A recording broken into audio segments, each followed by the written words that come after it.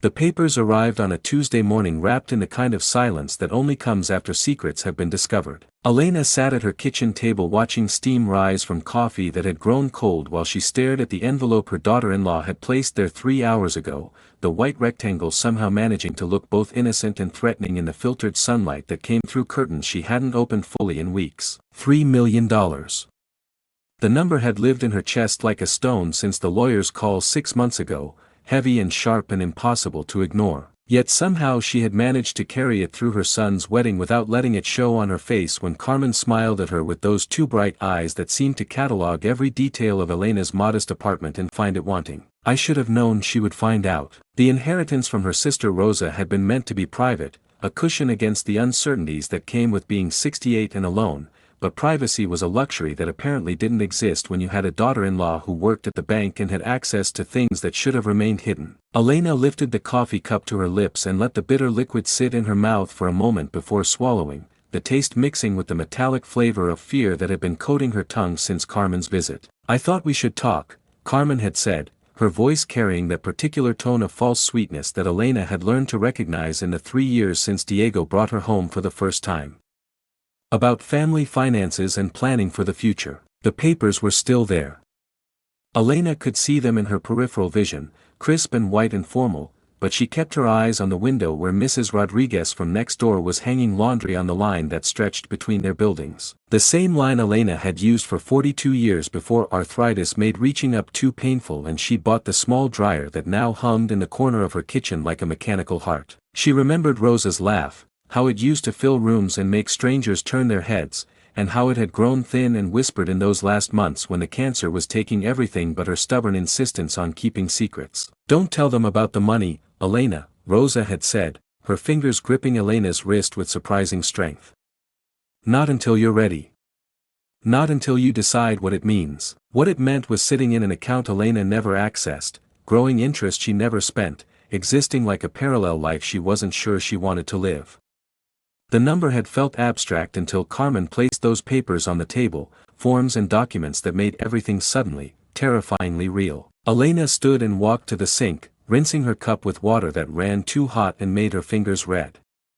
The motion was automatic, practiced, something to do while her mind worked through the implications of what Carmen knew and what she might want. Through the window she could see the courtyard where Diego had learned to ride his bicycle, where she had watched him grow from a boy who skinned his knees to a man who married a woman who counted other people's money for a living. The phone rang. Mama? Diego's voice carried the particular note of concern that children never lose, no matter how old they get. Carmen said she stopped by this morning.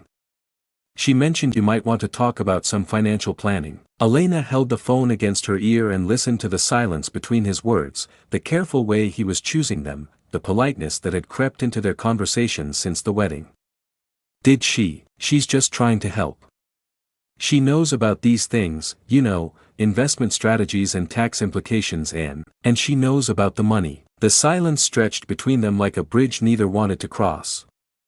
Elena could hear traffic in the background of Diego's call, the sounds of the city where he worked selling insurance to people who wanted to protect things they couldn't bear to lose. She wondered if he had ever sold a policy to someone who was afraid of inheriting too much instead of too little. Mama, he said finally, and his voice was gentler now, more like the boy who used to crawl into her bed after nightmares. Why didn't you tell me? Because secrets have their own weight and their own logic, she thought. Because some gifts come with conditions that aren't written down anywhere. Because I wanted to keep something that was mine alone, at least for a while. I'm telling you now, she said instead, and hung up before he could ask the questions she wasn't ready to answer. The apartment felt smaller after the call, as if the walls had moved closer while she wasn't paying attention. Elena walked through rooms that held 42 years of careful living, past the blue teapot that had been her mother's and the ceramic owl Diego had made in third-grade art class, its painted eyes following her with the kind of perpetual surprise that only children could capture in clay. She sat on the edge of her bed and looked at the photograph on her nightstand, the one from Diego's wedding where she stood between him and Carmen in a dress she had bought specifically for the occasion and would probably never wear again. In the picture she was smiling, but now she could see the tension around her eyes, the way her hands were clasped too tightly in front of her, the careful posture of someone carrying a secret that felt too heavy to hold. The papers were still on the kitchen table when she returned, patient and implacable as debt collectors. Elena picked them up and read through Carmen's careful handwriting, the neat columns of numbers and projections, the suggested investment strategies that would turn Rosa's gift into something larger and more complicated than either sister had ever imagined. There was a section about family trusts and another about charitable giving, as if Carmen had already decided that Elena's money was too much for one person to manage alone. The word "our" appeared 17 times in the document. Elena counted, each instance a small presumption that made her chest tighten with something that might have been anger if she had been the kind of person who allowed herself to feel anger directly. She folded the papers and placed them in the drawer next to the stove, between the utility bills and the warranty information for appliances she would probably never need to repair. The action felt decisive, like closing a door or hanging up a phone, but she knew it was only postponing whatever conversation was coming next. The afternoon light was beginning to shift, painting the kitchen walls the color of old gold. Elena made fresh coffee and sat at the table again, this time with her back to the window so she couldn't see Mrs. Rodriguez taking in her laundry or the courtyard where Diego had learned to ride his bicycle or any of the other landmarks of a life that had suddenly become more complicated than she had planned. Rosa would have known what to do.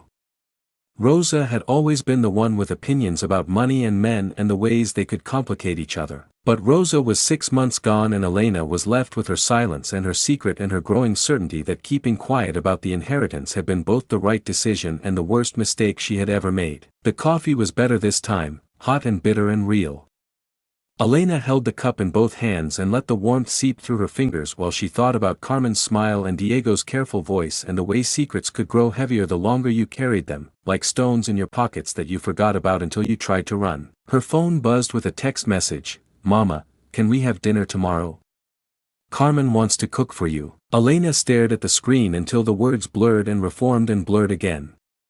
She could imagine the scene already, Carmen bustling around a kitchen that was too modern and too clean, Diego hovering with the nervous energy of a man caught between his wife and his mother. Conversation flowing around the empty space where Elena's $3 million sat like an uninvited guest at the table. She typed back, "Yes," then deleted it, then typed, "I'll bring dessert," then deleted that too. Finally she wrote, "What time?" and pressed send before she could change her mind again. The response came back immediately, 6 p.m. "So excited to see you." Elena looked at the exclamation point and wondered when Carmen had started using them in texts to her, when their communication had become the kind of performance that required artificial enthusiasm and careful punctuation. She set the phone aside and went to the window, opening the curtains all the way for the first time in weeks. The courtyard was empty now, Mrs. Rodriguez's laundry gone and the shadows beginning to lengthen in the spaces between buildings. Elena pressed her forehead against the cool glass and tried to remember what it felt like to make decisions without considering their financial implications, to move through the world without carrying the weight of unexpected wealth. $3 million. The number had a different quality now that Carmen knew about it, less like a secret and more like a fact that demanded acknowledgement. Elena could feel it changing the shape of her relationships, inserting itself into conversations that hadn't happened yet, creating obligations and expectations that no one had asked for but everyone seemed to assume. She thought about Rosa's hands, how they had shaken when she signed the papers that made Elena her sole beneficiary, how she had insisted on doing it herself even though the lawyer had offered to guide her through each signature. "It's not about the money," Rosa had said afterward, her voice barely above a whisper. "It's about choosing what happens next." Elena hadn't understood then. She had thought Rosa was talking about death and legacy and the practical matters of inheritance, but standing at her kitchen window with Carmen's papers in her drawer and Diego's dinner invitation in her phone, she was beginning to see that Rosa had been talking about power and choice and the way money could give you both or take them away depending on how you held it. The sun was setting, painting the sky the color of old roses. Elena watched the light change and thought about tomorrow's dinner, about the questions Carmen would ask and the answers she might give, about the moment when silence becomes impossible and secrets transform into something else entirely. She had 24 hours to decide what kind of woman she wanted to be, the one who kept Rosa's gift hidden away like a shameful secret, or the one who found a way to honor her sister's trust while protecting her own peace of mind. The choice felt enormous and impossibly small at the same time, like deciding whether to answer a phone call or let it ring. Elena turned away from the window and began to prepare for evening, moving through the familiar routines of closing curtains and checking locks and setting out clothes for the next day. But underneath the ordinary motions, she could feel something shifting, some fundamental change in the way she occupied space in her own life. Tomorrow there would be dinner and conversation, and the inevitable moment when Carmen's careful politeness gave way to direct questions about money and family and the future they all seemed to think they were planning together. But tonight there was stillness and time and the luxury of not having to explain herself to anyone. Elena made soup from a can and ate it standing at the counter, tasting salt and artificial flavoring and the metallic undertone of aluminum that reminded her of childhood and simpler hungers. The ceramic owl watched her from its shelf, its painted eyes bright with the kind of innocent curiosity that belonged to a time when the most complicated decision she faced was what to pack in Diego's lunchbox. She washed the bowl and spoon and put them away, then sat at the table one more time with the drawer slightly open so she could see the edge of Carmen's papers peeking out like a white flag of surrender or invitation. The kitchen was quiet except for the dryer's mechanical breathing and the distant sound of traffic on the avenue, the ambient noise of a city that never quite went to sleep. Elena closed her eyes and tried to remember the last time she had felt truly at peace, before Rosa's illness and the inheritance and Carmen's two bright smiles. It had been a Tuesday morning much like this one, she thought, when the only papers on her table were bills she could pay and letters from friends who were still alive and the crossword puzzle she did each morning over coffee that stayed hot because she had nowhere else to be. That woman seemed like a stranger now, someone who had lived a different life in a different century, before secrets grew heavy and silence became a burden instead of a refuge. Elena opened her eyes and looked at the ceramic owl, its steady gaze offering neither judgment nor comfort, only the kind of neutral witness that objects provide when human relationships become too complicated to navigate. "What would you do?" she asked the owl, and waited for an answer that didn't come. The evening stretched ahead of her, hours of solitude before she had to face tomorrow's dinner and all the conversations it would bring. Elena stood and walked to the drawer, pulling out Carmen's papers and spreading them on the table under the overhead light that made everything look stark and official and impossible to ignore. She read through the documents again, more carefully this time, noting the assumptions built into every projection and the way Carmen's handwriting grew more confident as the numbers got larger. There was a section about home improvements and another about travel, as if Elena's inheritance was already being spent in Carmen's imagination, transformed from Rosa's gift into a family asset that required management and planning and the kind of expertise that only came from working at a bank. The word security appeared 12 times in the documents. Elena counted, each instance a small promise that money could buy safety and peace of mind and protection from the uncertainties that came with age and illness and the gradual erosion of independence. But Elena had been feeling less secure, not more, since the inheritance arrived, as if Rosa's gift had made her more vulnerable instead of less. She folded the papers and returned them to the drawer, then stood at the sink and looked out at the courtyard where lights were beginning to come on in windows and the sounds of evening were settling into their familiar patterns. Somewhere in the building someone was cooking dinner,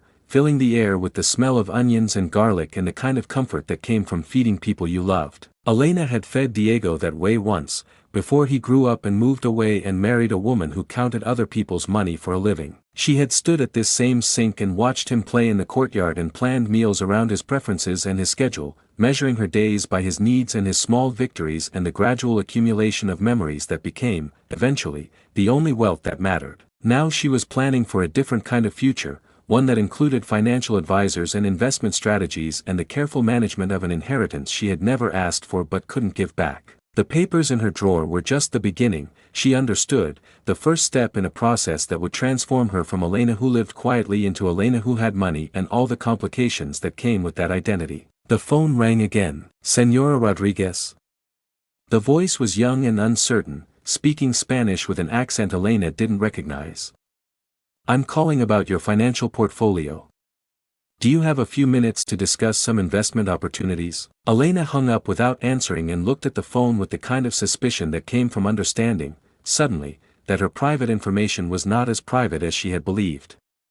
Carmen worked at the bank, but how many other people had access to account balances and inheritance records? How many strangers now knew about Rosa's gift and saw Elena as a potential client or target or opportunity? She unplugged the phone and sat in the growing darkness, listening to the sounds of the building settling around her and thinking about the difference between having money and having wealth, between financial security and the kind of peace that came from knowing exactly where you stood in the world. Rosa had been wealthy in ways that had nothing to do with bank accounts, rich in friendships and experiences and the kind of stories that made people lean forward when she talked. The $3 million had been accumulated almost by accident, the result of careful saving and good investments and the kind of luck that came from buying property before anyone else realized it was valuable. "I never meant for it to get so complicated," Rosa had said during one of their last conversations, her voice carrying the weight of decisions that had seemed simple at the time but had grown into something unwieldy and demanding. "I just wanted to take care of you." Elena understood now that taking care of someone could be more complicated than abandoning them, that gifts could carry burdens that the giver never intended and the receiver never expected. The inheritance had been meant as love, but it was transforming into something else entirely, a source of stress and obligation and the kind of attention she had never wanted and wasn't sure she could handle. The apartment was fully dark now, street lights casting long shadows across the kitchen floor. Elena sat at the table without turning on the overhead fixture, letting her eyes adjust to the dim light and the way familiar objects became mysterious in the absence of clear illumination. The ceramic owl was barely visible on its shelf, but she could feel its presence, steady and unchanging and somehow comforting in its artificial permanence. Tomorrow there would be dinner and questions and the inevitable moment when Carmen's careful politeness gave way to direct conversation about money and family and the future they all seemed to think they were planning together. But tonight there was stillness and time and the luxury of not having to explain herself to anyone who counted other people's money for a living. Elena stood and made her way through the dark apartment, checking locks and closing curtains and performing the small rituals that marked the end of another day. But underneath the ordinary motions, she could feel something shifting, some fundamental change in the way she understood her place in the world and her relationship to the people who claimed to love her. The papers were still in the drawer next to the stove, patient and implacable as debt collectors. Tomorrow she would have to decide what to do with them. How to respond to Carmen's careful calculations and Diego's nervous concern and the growing certainty that keeping quiet about the inheritance had been both the right decision and the worst mistake she had ever made. But tonight she was still Elena who lived quietly, at least for a few more hours, and that identity felt precious and fragile and worth protecting for as long as possible. She climbed into bed and pulled the covers up to her chin, listening to the sounds of the city settling into sleep and thinking about Rosa's laugh and Diego's bicycle and the way secrets could grow heavier the longer you carried them, like stones in your pockets that you forgot about until you tried to run. $3 million. The number followed her into sleep, mixing with dreams of papers and phones and the kind of dinner conversations that changed everything while pretending to change nothing at all. But sleep didn't come easily. Elena found herself sitting up in bed at 2 a.m, her mind circling back to the drawer in the kitchen and Carmen's papers with their neat calculations and careful assumptions. Something about the evening felt unfinished, like a conversation that had been interrupted before reaching its natural conclusion. She padded to the kitchen in her bare feet, the tile cold against her skin, and opened the drawer next to the stove. The papers were there, folded exactly as she had left them, but as she moved them aside to reach for the aspirin bottle behind them, her fingers brushed against something else. An envelope she hadn't noticed before, cream-colored and substantial, wedged between the warranty cards and the utility bills. Elena pulled it out and turned it over in the dim light from the street lamp outside. Her name was written on the front in Rosa's careful handwriting, but underneath it, in smaller letters, were instructions she had somehow missed: open only when someone else knows about the money. The envelope felt heavier than it should have, weighted with the kind of significance that small objects sometimes carry when they arrive at exactly the right moment.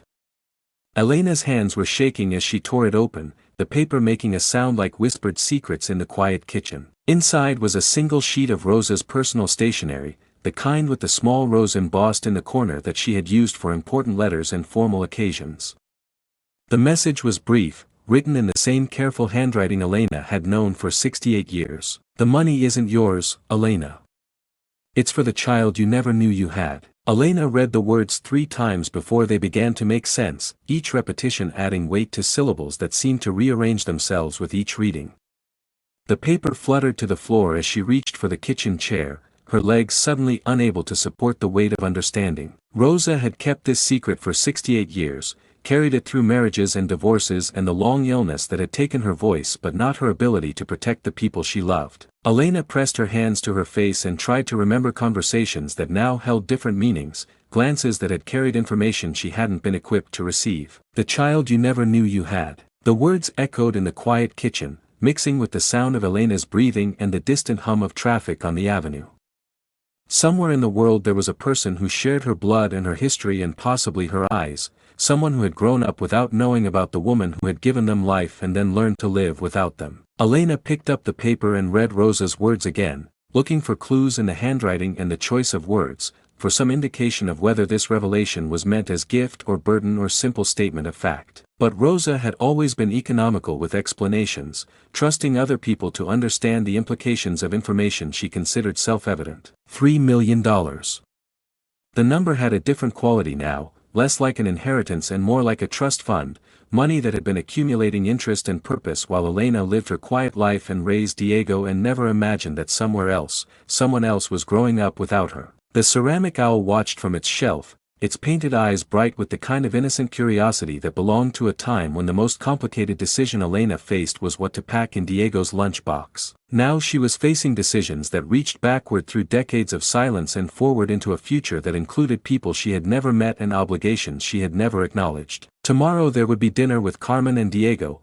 questions about investment strategies and financial planning and the careful management of an inheritance that had never belonged to Elena in the first place. But tonight there was this kitchen and this letter and the growing certainty that Rosa's final secret was also her final gift, the knowledge that some silences were more powerful than any words Elena had ever spoken. She folded the letter carefully and placed it back in the envelope, then stood at the sink and looked out at the courtyard where Diego had learned to ride his bicycle and where, perhaps, another child had learned to walk and talk and dream in a different place with different people who had loved them without knowing about the woman who had carried them first. The child you never knew you had. Elena whispered the words into the darkness and waited for them to change everything. But change, she discovered, could be as quiet as it was profound.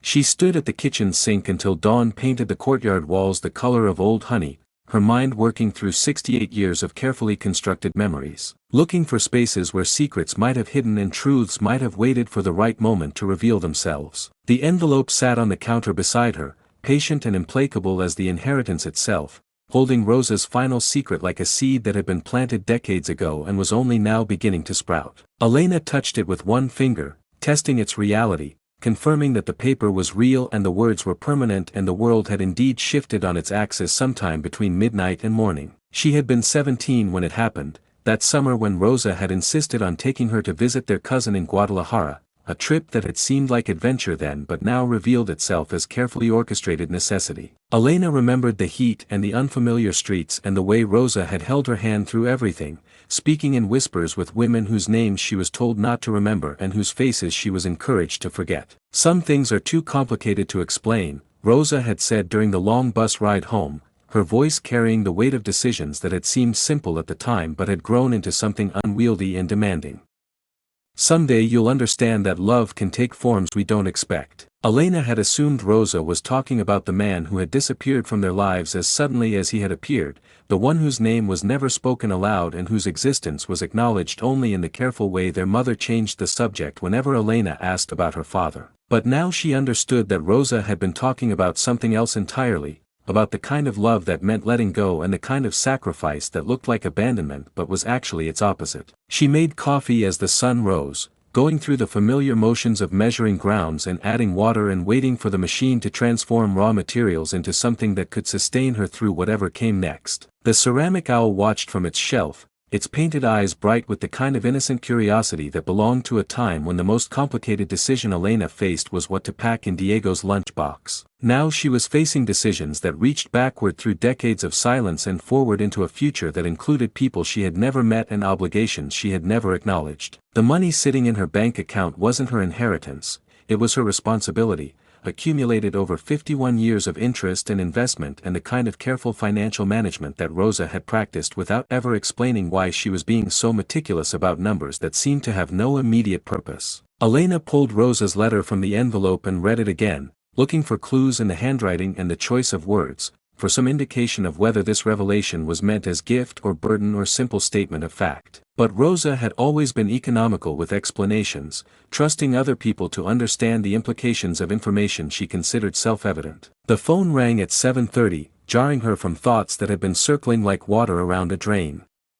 Diego's voice carried the particular note of concern that children never lose, no matter how old they get or how complicated their relationships with money become. "Mama, I've been thinking about what Carmen said yesterday.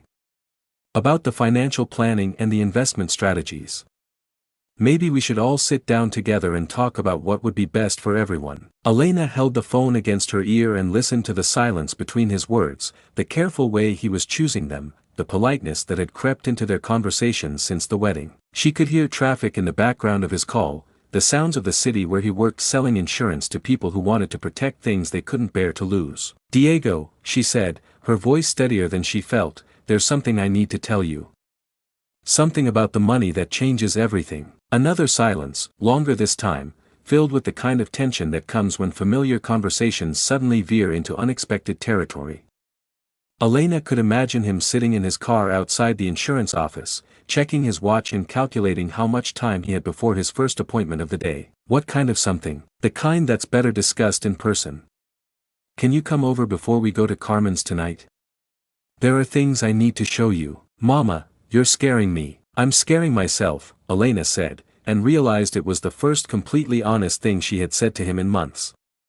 But some secrets are too heavy to carry alone, and some truths are too important to keep hidden. She hung up before he could ask the questions she wasn't ready to answer over the phone, then sat at the kitchen table with Rosa's letter spread in front of her and tried to imagine how she would explain 51 years of unknowing to a son who had grown up believing he was her only child. The morning stretched ahead of her, hours of solitude before Diego arrived, and the carefully constructed narrative of her life began to unravel and reform into something she didn't yet understand. Elena walked through her apartment, past the blue teapot that had been her mother's and the ceramic owl Diego had made in third-grade art class, touching objects that had served as anchors to an identity that was proving more fluid than she had ever imagined. She stopped at the photograph on her nightstand, the one from Diego's wedding where she stood between him and Carmen in a dress she had bought specifically for the occasion and would probably never wear again. In the picture she was smiling, but now she could see something else in her expression, a kind of watchfulness that she hadn't noticed before, as if even then she had been waiting for secrets to reveal themselves. The apartment felt different now, not smaller but more spacious, as if Rosa's revelation had removed invisible walls and opened rooms she hadn't known existed.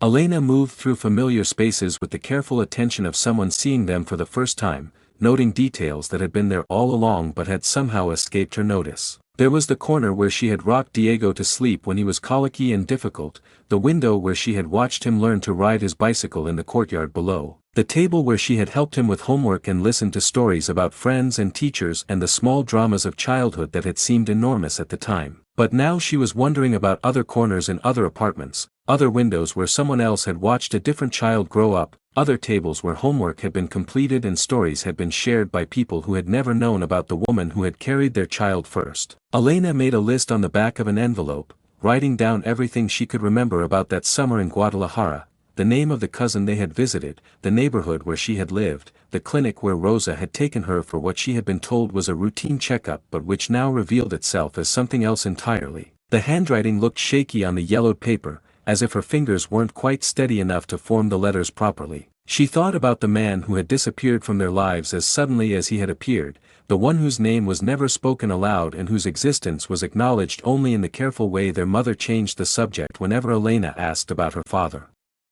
Had he known about the baby? Had he been part of the decision to give it away, or had he vanished before that choice became necessary? The questions multiplied like cells dividing, each one spawning others that reached deeper into the past and further into the implications of what Rosa's letter meant for the future. Elena felt like an archaeologist discovering that the site she had been carefully excavating for decades was actually built on top of another civilization entirely, one that had been thriving in secret while she lived her quiet life above it. At noon she walked to the corner market where she had been shopping for 42 years, moving through aisles that felt both familiar and strange, like sets from a play she had been performing without realizing she was acting. Mrs. Gutierrez behind the counter smiled and asked about Diego and his new wife, the same questions she had been asking for months, but now Elena heard them differently, as if they were being asked about characters in a story she was still learning to read. "Are you feeling all right, Mija?" Mrs. Gutierrez asked, her voice carrying the kind of concern that comes from decades of watching the same people navigate the small tragedies and unexpected joys of daily life. "You look like you've seen a ghost." Elena almost laughed at the accuracy of the observation. "Something like that," she said, paying for coffee and bread and the kind of cookies Diego had liked as a child. "Sometimes the past catches up with you in ways you don't expect." "Ah, see. The past is like that. It waits until you think you're safe, then it knocks on your door with bills you forgot you owed. Elena carried the groceries home through streets that seemed to shimmer with the kind of heat that made everything look slightly unreal, as if she were walking through a mirage that might dissolve at any moment. The inheritance had felt abstract until Carmen placed those papers on the table, but now it felt like something else entirely, not money that belonged to her, but money that belonged to someone she had never met and might never find. She spent the afternoon researching adoption records and reunion registries, navigating websites that promised to reunite families separated by time and circumstance, and the kind of decisions that seemed necessary at the time but grew more complicated with each passing year. The computer screen glowed with testimonials from people who had found siblings and parents and children they had never known existed, stories of tearful reunions and gradual reconciliations, and the slow work of building relationships that should have existed all along. But for every success story there were dozens of searches that had led nowhere, people who had spent years looking for family members who had chosen to remain hidden or had died before reunification became possible. Elena read through forums where adoptees shared their experiences of searching for birth parents,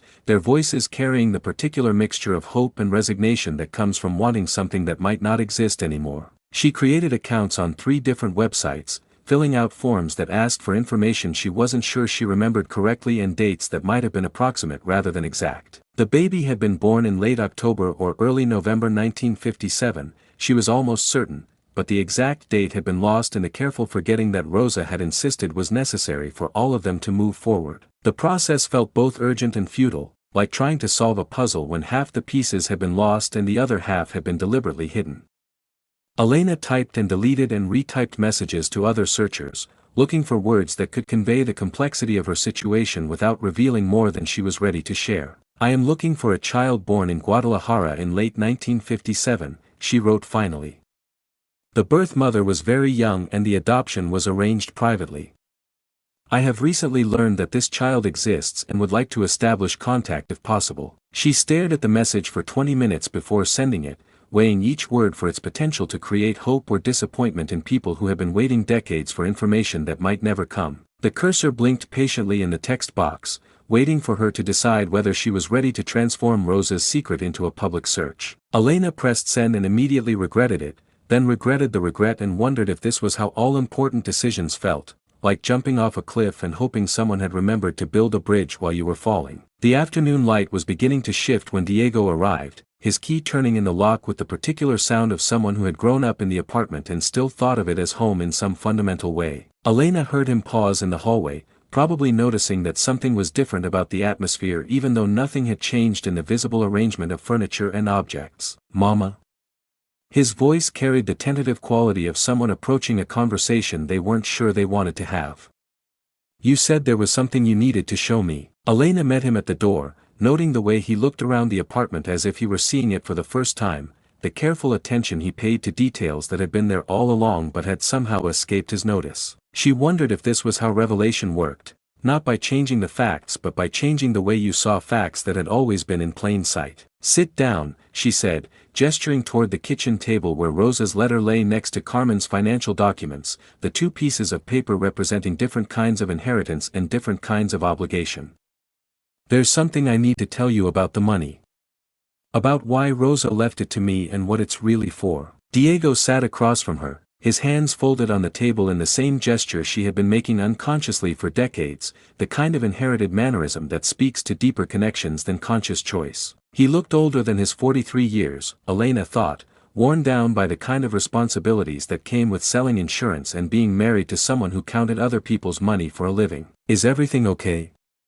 You sounded strange on the phone." Elena picked up Rosa's letter and held it for a moment, feeling the weight of revelation and the particular terror that comes from knowing that some words, once spoken, could never be taken back. "I need you to understand something about the summer I was 17, when Rosa took me to visit our cousin in Guadalajara." She told him the story as she understood it now, watching his face change as the implications became clear and the careful narrative of their family history began to unravel and reform into something neither of them had expected. Diego listened without interrupting, his expression moving through surprise and confusion and something that might have been grief for the simplicity they had lost. "You had a baby," he said finally, his voice carrying the kind of wonder that comes from discovering that the people you thought you knew completely had been living with secrets that changed everything. "I have a brother or sister somewhere." Half-brother or half-sister, Elena corrected, though the distinction felt artificial and small in the face of what they were discussing. And I don't know if they're alive or dead or whether they would want to be found. But the money was Rosa's way of making sure I could take care of them if they ever needed it. $3 million accumulated over 51 years of interest and investment, and the kind of careful financial management that made sense once you understood what it was for. Diego was quiet for a long time, his gaze moving between Rosa's letter and the financial documents Carmen had prepared, seeing both sets of papers with new eyes. Elena could almost watch him processing the implications, the way this revelation changed his understanding of his inheritance and his place in the family and the obligations they all carried without fully understanding them. "Does Carmen know?" he asked finally. "Carmen knows about the money, but she doesn't know about the baby. She thinks it's an inheritance I'm trying to hide from you, money that should be managed and invested and turned into something larger and more complicated than Rosa ever intended. And you think, what? That we should try to find them?" Elena had been asking herself the same question all day, weighing the ethics of searching for someone who might not want to be found against the responsibility of keeping money that had been accumulated for their benefit. "I think I need to try." Rosa kept this secret for 51 years, but she also made sure the money was there if it was ever needed. "That feels like instructions to me." Diego nodded slowly, his expression thoughtful in the way that reminded Elena of the child he had been, careful and considerate and willing to work through complicated problems without rushing towards simple solutions. "What do you need me to do?" The question caught Elena off guard, though she realized it shouldn't have. Diego had always been the kind of person who responded to crisis by looking for ways to help, even when the help required and the crisis itself were still being defined. "I need you to understand why I kept this secret, and I need you to help me figure out what to do next." "I understand the secret," Diego said, reaching across the table to touch her hand. "Or I'm beginning to. But what about Carmen? What about dinner tonight and all those investment strategies she's been planning?" Elena looked at the financial documents spread across the table, Carmen's neat handwriting and careful calculations and the assumptions built into every projection. "I think we need to have a different conversation with Carmen than the one she's expecting. About the money and about the difference between managing an inheritance and fulfilling an obligation.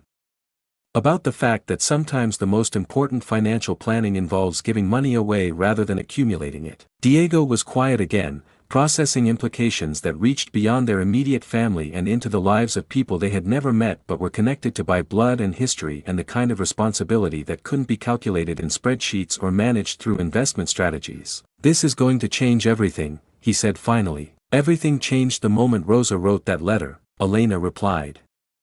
"We're just catching up to what she already knew." They sat in the growing afternoon light, mother and son contemplating the way secrets could reshape not just the past but the future, the way revelation could transform inheritance into obligation and privacy into responsibility. Outside, Mrs. Rodriguez was hanging laundry on the line that stretched between their buildings, the same line Elena had used for 42 years before arthritis made reaching up too painful. "We should leave soon," Diego said, checking his watch.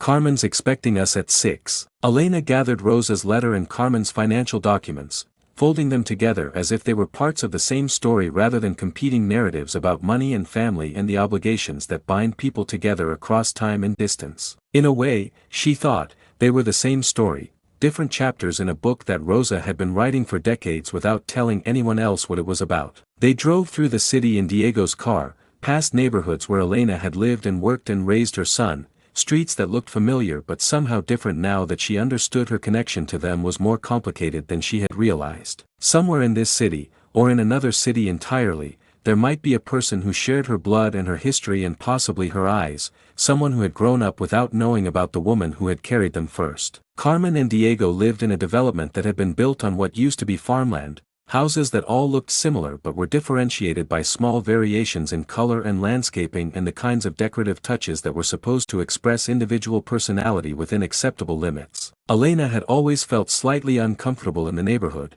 as if she were visiting a movie set where real people happened to live. Carmen met them at the door with the kind of smile that seemed too bright and too practiced, the expression of someone who had been preparing for this conversation all day and had rehearsed her opening lines until they sounded natural. She was wearing the blue dress Elena had seen her in at church functions, the one that made her look professional and trustworthy and like the kind of person who could be relied upon to make sensible decisions about other people's money. "Elena. I'm so glad you came. I've been looking forward to our talk all day." The house smelled like something expensive and unfamiliar, not the comfortable sense of cooking and daily life but the artificial freshness of rooms that were cleaned by someone else and decorated according to principles Elena didn't understand. Carmen led them through a living room that looked like it had been arranged for a magazine photograph, past furniture that seemed too pristine to actually sit on. "I hope you don't mind, but I took the liberty of preparing some materials for our discussion," Carmen said, gesturing toward the dining room table where she had spread out documents and folders and what looked like a small presentation about investment strategies and financial planning. "I know this kind of thing can be overwhelming, but I really think you'll find my recommendations helpful." Elena looked at the table, at Carmen's careful preparations and the assumption that this conversation would proceed according to the script Carmen had written. The financial documents were color-coded and organized in folders with neat labels, the kind of presentation that suggested hours of preparation and a certainty about outcomes that Elena no longer shared. "Carmen," she said, her voice steadier than she felt, "there's something I need to tell you about the money. Something that changes what we're here to discuss." Carmen's smile faltered slightly, the first crack in a facade that had been carefully constructed for this moment. "Changes how?" "I thought we were here to talk about investment strategies and long-term financial planning." "We are," Elena said, pulling Rosa's letter from her purse. "But not in the way you're expecting." She told them both the story as she understood it now, watching Carmen's face change as the implications became clear and the careful narrative of family finances began to unravel and reform into something none of them had expected. Diego listened with the patience of someone who had already processed this information, while Carmen's expression moved through surprise and confusion in something that might have been disappointment. "You had a baby," Carmen said finally, her voice carrying the kind of wonder that comes from discovering that the people you thought you knew completely had been living with secrets that changed everything. "And the money." "The money was Rosa's way of making sure I could take care of them if they ever needed it," Elena finished. $3 million accumulated over 51 years for a purpose I only learned about this morning." Carmen was quiet for a long time, her gaze moving between Rosa's letter and the financial documents she had prepared, seeing both sets of papers with new eyes. Elena could almost watch her processing the implications, the way this revelation changed her understanding of the inheritance and her role in managing it. "So you're planning to give it away," Carmen said finally. "To someone you've never met, who might not even be alive." "I'm planning to fulfill an obligation," Elena corrected. "To honor the trust Rosa placed in me when she kept this secret for 51 years. Carmen looked at her carefully organized presentation, at the investment strategies and financial projections that had been rendered irrelevant by a single piece of paper and a secret that had been waiting decades to reveal itself. "What if you can't find them? What if they don't want the money?" "Then I'll have to decide what Rosa would have wanted me to do with it," Elena said. "But first I need to try to find them." Diego reached across the table and touched Elena's hand, the same gesture he had made in her kitchen earlier that day. "What do you need us to do?" The question hung in the air between them, weighted with the kind of significance that comes when familiar relationships suddenly shift into new configurations. Elena looked at Carmen, at Diego, at the carefully prepared documents that represented one vision of the future and Rosa's letter that suggested another entirely. "I need you to understand why this matters," she said. "And I need you to help me figure out how to do it right." Carmen nodded slowly, though Elena could see the disappointment in her expression, the way this revelation had disrupted plans that had seemed both sensible and inevitable. "It's not what I expected," she said finally. "But I can see why you have to try." They spent the rest of the evening talking about practical matters, how to search for adoption records that might not exist, how to navigate reunion registries that operated according to rules none of them understood, how to balance the desire for information with respect for people who might not want to be found. Carmen's expertise in financial matters translated surprisingly well to the logistics of searching for lost family members, and she began making lists of resources and contacts with the same methodical approach she had brought to investment planning. "We'll need to be careful," she said, her professional training taking over as she considered the implications of what they were attempting. "There are legal issues and privacy concerns and the possibility that any contact attempt could be unwelcome." Elena nodded, grateful for Carmen's shift from disappointment to practical support. "I know it's not what you expected when you came to see me yesterday. Yesterday I thought I was helping you manage an inheritance, Carmen replied. Today I understand that I'm helping you honor a trust. It's different work, but it's still important work. They drove home through city streets that looked familiar but somehow different now that Elena understood her connection to them was more complicated than she had realized. The inheritance had felt abstract until Carmen placed those papers on the table, but now it felt like something else entirely, not money that belonged to her, but money that belonged to someone she had never met and might never find. Are you scared? Diego asked as they pulled into the parking space outside Elena's apartment building. Elena considered the question, weighing the fear against the relief of no longer carrying Rosa's secret alone. I'm terrified, she said finally. But I'm also grateful. Rosa gave me 51 years to become the kind of person who could handle this responsibility. I think she knew I would need that time. Diego walked her to the door, the same gesture he had been making since childhood, the kind of protective instinct that spoke to deeper connections than conscious choice. What happens next? Next I try to find them, Elena said.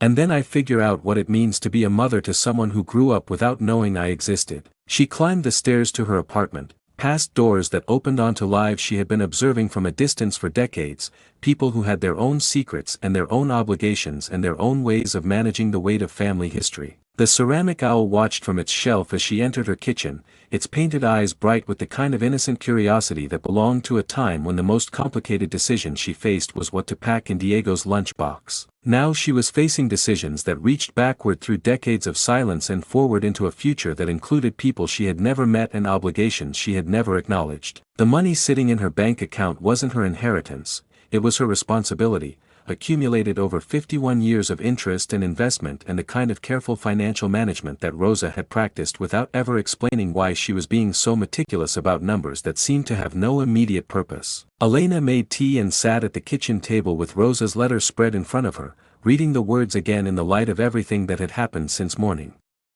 The paper felt different now, less like a revelation and more like a map, directions for a journey she was finally ready to begin. She opened her laptop and returned to the websites she had visited earlier, the forums where adoptees shared their experiences of searching for birth parents and the registries that promised to reunite families separated by time and circumstance. The testimonials glowed on the screen, stories of tearful reunions and gradual reconciliations and the slow work of building relationships that should have existed all along. But Elena had learned something important during the day's conversations with Diego and Carmen. The search itself was only part of the obligation Rosa had left her. The money had been accumulating for 51 years, growing through interest and investment and the kind of careful financial management that made sense once you understood what it was for.